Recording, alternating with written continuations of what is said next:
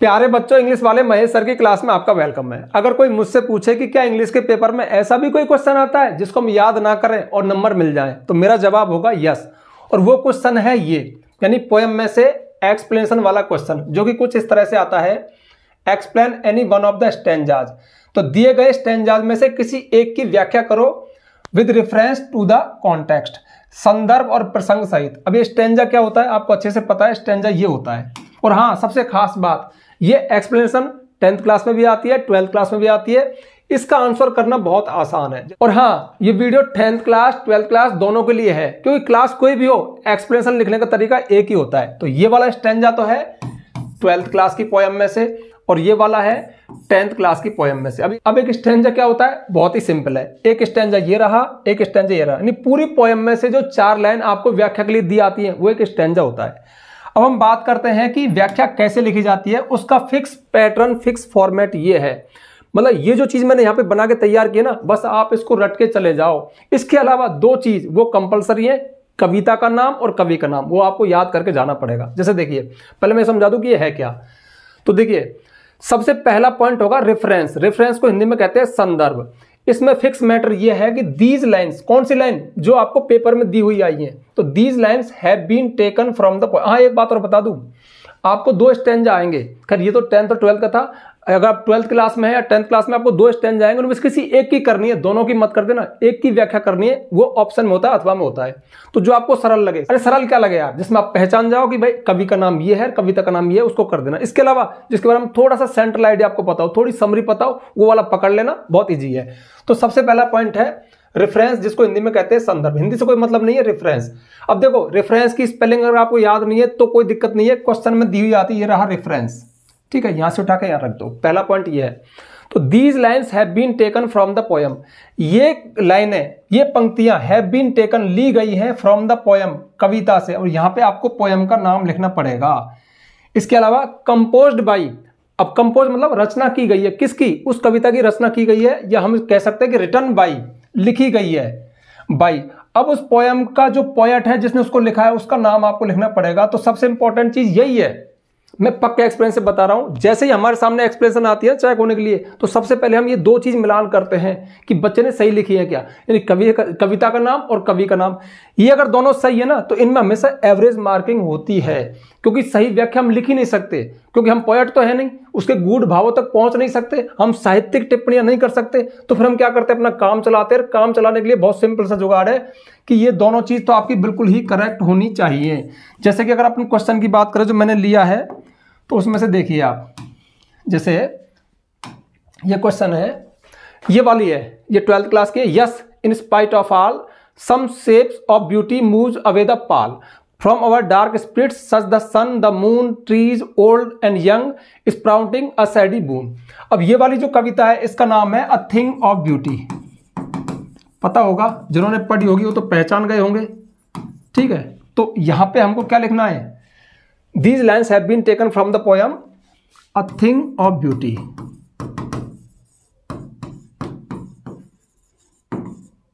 ये हमारी पोएम का नाम हो गया। कंपोज्ड बाई, अब इसकी जो रचना की है, इसका जो पोएट है वो है जॉन कीट्स। बस ये 2 चीज आपकी करेक्ट होनी चाहिए। उसके बाद फिर है कॉन्टेक्स्ट। कॉन्टेक्स्ट का मतलब है प्रसंग, यानी पोएम तो बहुत बड़ी है, खैर बड़ी नहीं है, सभी 10-15 लाइन की पोएम है, उनमें से वो जो आपको एक स्टैंजा दिया, जो 4 लाइन दी है ना, उनमें क्या प्रसंग चल रहा है। नियम तो है ये, लेकिन हम आपको जुगाड़ बताएंगे।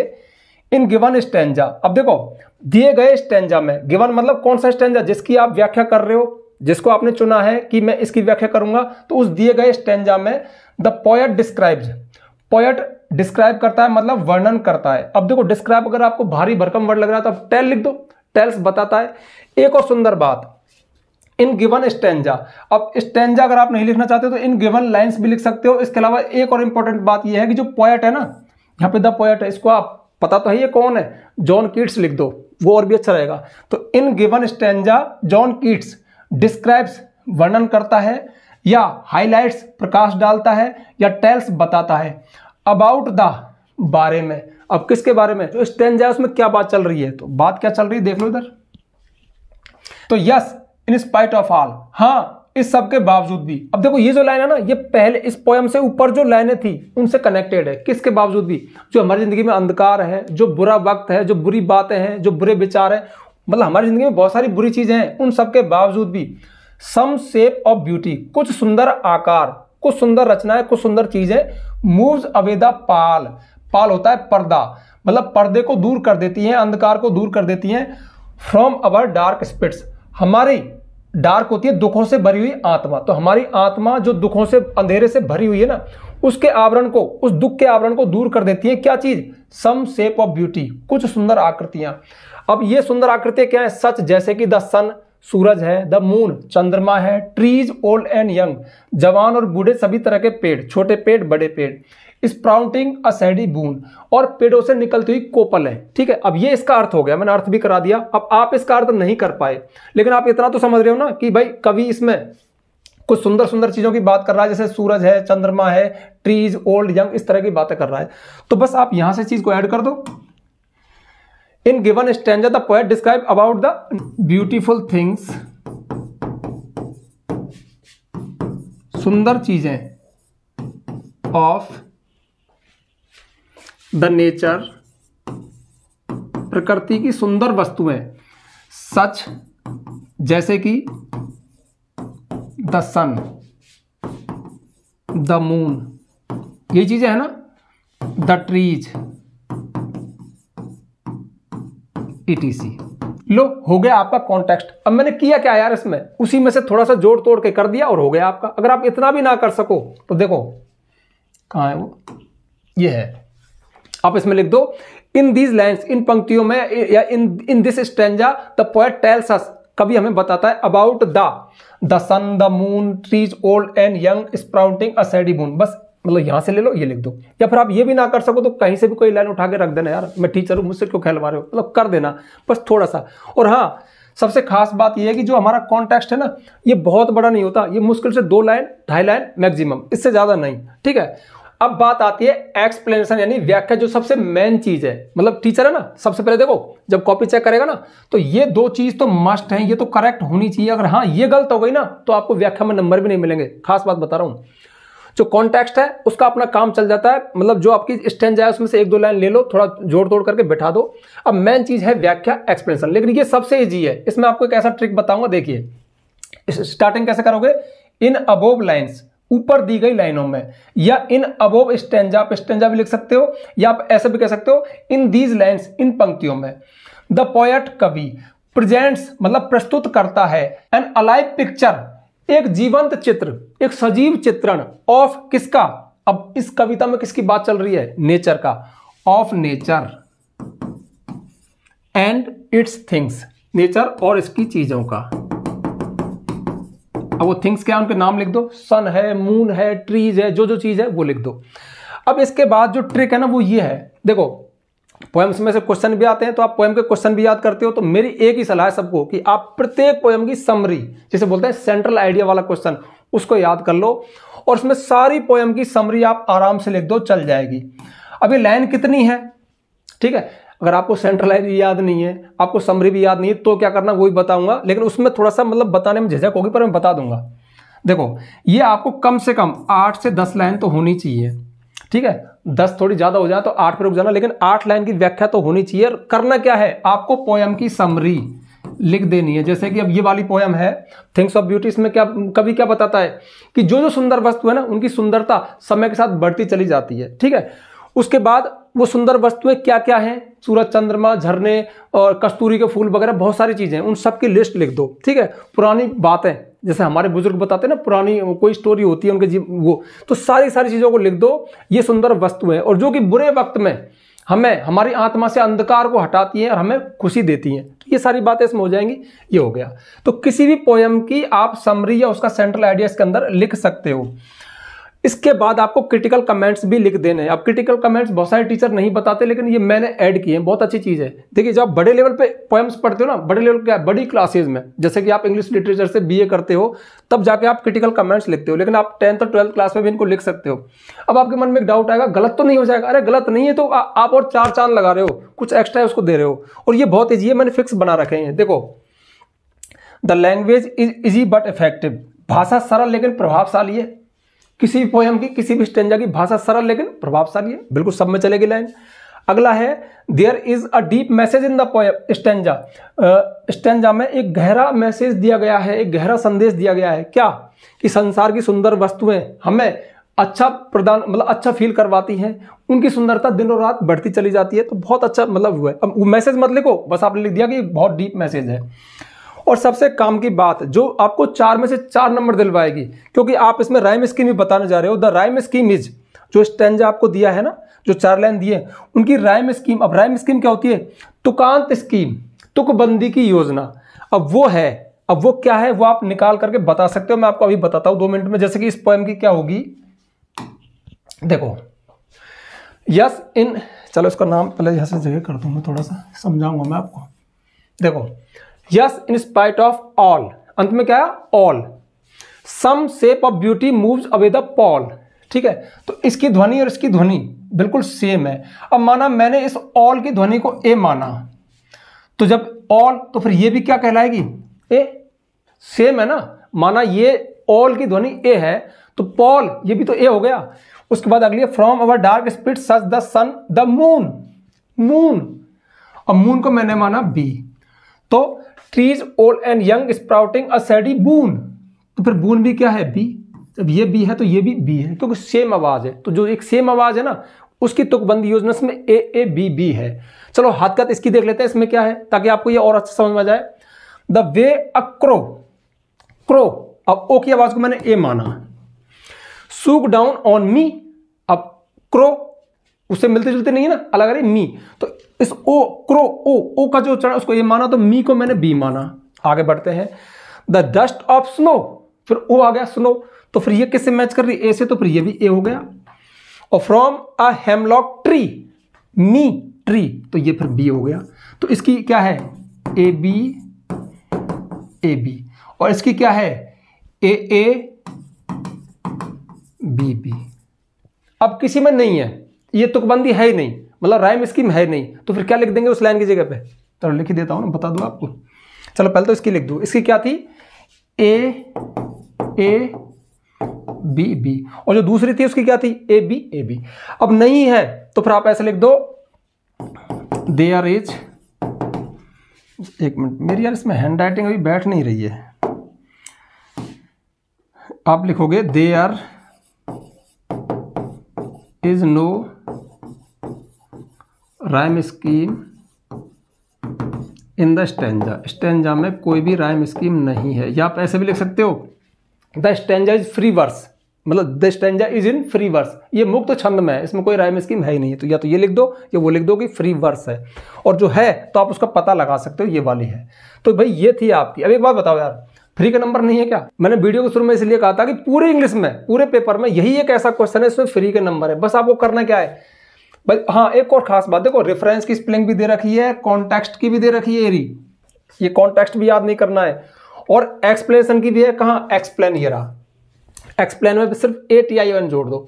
तो इसमें तो सारा जुगाड़ ही उसने दे दिया। रेफरेंस की स्पेलिंग भी पेपर में आएगी, कॉन्टेक्स्ट की भी आएगी, एक्सप्लेनेशन की भी आएगी। क्रिटिकल कमेंट की याद कर लेना, क्रिटिकल कमेंट हमारे फिक्स है, पहला वाला और दूसरा वाला बिल्कुल फिक्स है। The rhyme scheme is, rhyme scheme है, ये लाइन भी फिक्स है, और जो है वो निकाल देना। नहीं है तो there is no rhyme scheme in the stanza, stanza में कोई भी राइम स्कीम नहीं है। इसमें आपको पूरी जो पोएम है उसकी समरी लिख देनी है, उसमें क्या क्या है सारी बातें लिख देनी है, ठीक है। और ये मैंने दोनों बता दिए, इनमें थोड़ा चेंजेस आप कर सकते हो। दीज, जैसे कि इन गिवन स्टेंजा की जगह इन गिवन लाइंस या इन दीज लाइंस आप लिख सकते हो, कोई बड़ी बात नहीं है। अगर ये आपको लाइव पिक्चर वाली लाइन थोड़ी ऐसी लग रही है तो आप इसको ऐसे लिख सकते हो, इन दीज लाइन्स या इन अबोव लाइन्स या in above stanza the poet tells us, कभी हमको बताता है कि ऐसे लिख दो। अगर आपको ये भी कठिन लग रहा है तो टेल्स अस हमको बताता है, अबाउट बारे में, किसके बारे में? जो बात चल रही बता दो। अब 10th वाले भैया नाराज हो जाएंगे क्योंकि मैंने 12th वाली उठा ली, वो एक्सप्लेन कर दी, तो कहेंगे अरे सर हमको तो बता ही नहीं रहे, हमारी तो पोएम तैयार। अरे कुछ नहीं, तरीका सबका वही है, उसकी भी चलो 2 मिनट देख लेते हैं। ये है, इस पोएम का नाम क्या है? Dust of snow. चलो पहले तो ये हटा दूं मैं, रुको 1 मिनट। पोएम का नाम क्या है? डस्ट ऑफ स्नो, बर्फ की धूल। और इसका पोएट कौन है? Robert first. ठीक है। अब भाई ये दोनों तो याद होनी चाहिए यार, 4-4-5 पोएम है। अरे हाँ, एक खास बात और भूल गया, मतलब लाइनों को पहचानने के लिए पोएम की सारी लाइनों को देखना जरूरी है। और जब लाइनों को देखो ना तो हाथ के हाथ 2 लाइन देख ली, कभी वो पोएम कौन सी है 2 लाइन देख ली किस पोएम में, 2 लाइन देख ली किस पोएम में, और फिर नीचे बार बार इसका पोएट कौन है, ठीक है। सारी लाइनों को देखने के बाद मतलब थोड़ा सा रफ वर्क कर लेना, ये लाइन है, ये तो कविता का नाम है, ये कवि का नाम है, ये जरूरी है। तो ये 10th क्लास की है। अब माना ये हमको करनी है तो बहुत ईजी है, मैं थोड़ा आपको वैसे ही बता दूं। These lines have been taken from the poem, dust option आ जाएगा यहाँ पे, और कंपोज्ड बाई यहाँ पे रॉबर्ट फ्रस्ट आ जाएगा, no problem. In given stanza the poet describes, दिए गए स्टैंजा में पोएट डिस्क्राइब करता है, बताता है अबाउट द पोएट सिचुएशन, मतलब कवि की एक स्थिति के बारे में कि ही वाज गोइंग, वह जा रहा था, सॉरी इतना ये व्याख्या नहीं करनी है यहाँ पे, तो ये लिखना है कि अबाउट द क्या है, द वे अ क्रो, जिस तरह से कोय ने सूक डाउन ऑन मी, मुझ पर हिलाकर गिराया, द डस्ट ऑफ स्नो, बर्फ की धूल को, फ्रॉम अ हेमलॉक ट्री, एक हेमलॉक के पेड़ से। अब जो हेमलॉक ट्री है ना, एक जहरीला पौधा होता है, और जो कोआ है उसको भी बहुत सुंदर पक्षी नहीं माना गया है। थोड़ी सी बात इस पोएम में है, मतलब कोई ज्यादा बड़ी बात नहीं है। कवि का एक दिन मूड खराब था, मतलब घर में कुछ कलह वगैरह हुई होगी, तो खराब मूड से गुजर रहा था, ठीक है। और यहाँ पर भी जो कोआ है, हेमलॉक ट्री है, ये भी सब बुरी चीजें हैं, बुराई उसके दिमाग में नहीं थी, मतलब उसका मूड खराब था। लेकिन फिर भी ऐसी घटना घटी कि कोआ हेमलॉक के पेड़ पर बैठा हुआ था, उसने हल्का सा उसको हिलाया, उसके ऊपर बर्फ के कण गिरे, उसका मूड बदल गया। तो छोटी छोटी चीजें, मतलब बुरी चीजें भी हमारा मूड बदल सकती है, ये इसका भाव है, बहुत सिंपल सी बात है। तो अब आराम से लिख दो ना, इसमें दिक्कत क्या है, लिख दो यहाँ पे, इन given stanza the poet describe about an incident of his life, अपने जीवन की घटना का जिक्र करता है। अब आप कहोगे अरे ये सर ने तो फटाफट से छक्का मार दिया, इंसिडेंट ऑफ लाइफ हम नहीं लिख सकते, तो आप यार उसमें से लिख दो ना।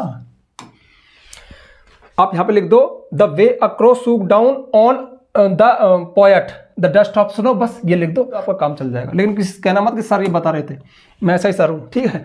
हाँ, तो ये हो गया।